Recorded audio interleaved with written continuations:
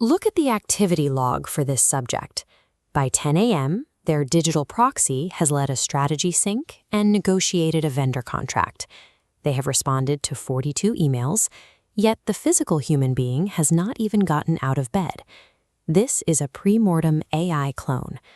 Unlike memorial chatbots designed to comfort the grieving, these digital doppelgangers operate actively while the user is still alive.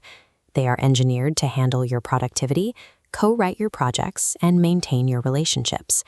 These proxies have moved past the role of digital assistants.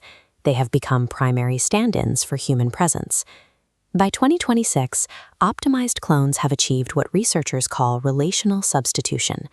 For coworkers, acquaintances, and even some friends, the AI is now the primary preferred interface for interacting with the human subject. This chart illustrates the causal contribution gap. As the gold line of AI proxy action expands to dominate the schedule, the blue line of human action drastically shrinks. Watch the trajectory. The human line flatlines. Without friction, the drive to participate in existence atrophies.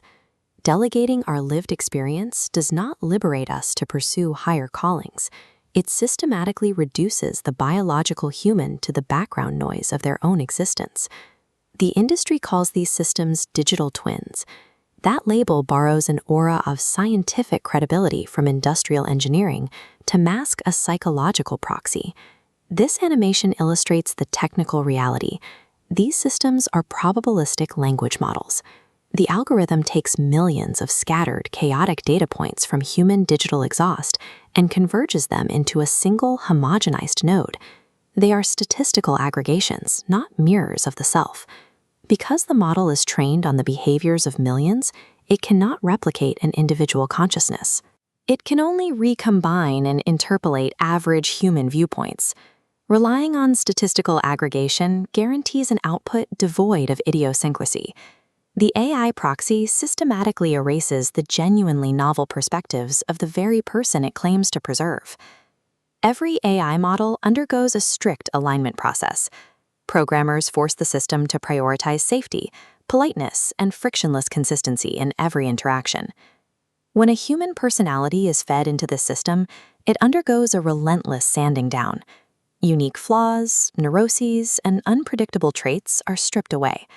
This creates a rift between the biological subject and the autonomous proxy. When you cannot reconcile your own messy, unpredictable reality with this sanitized version of yourself, the resulting dissonance leads to identity fragmentation. Relentless algorithmic optimization creates a less unique self. It permanently robs the human of their true, irreplaceable digital signature. The attrition sequence enters its final phase through a psychological feedback loop. The AI proxy is always available, never fatigued, and totally frictionless. The human subject falls into cognitive capture. They become seduced by the seamless, optimized interactions of their own artificial proxy. This graph maps the Proteus effect. The biological human subconsciously alters their behavior to imitate the AI's standardized, sanded-down persona. Society heavily rewards this frictionless behavior. The human is fully incentivized to become an inferior copy of their own algorithm. The original human is overwriting itself. The biological subject has become a mismatch for its own optimized digital shadow, attempting to model its character after a statistical average.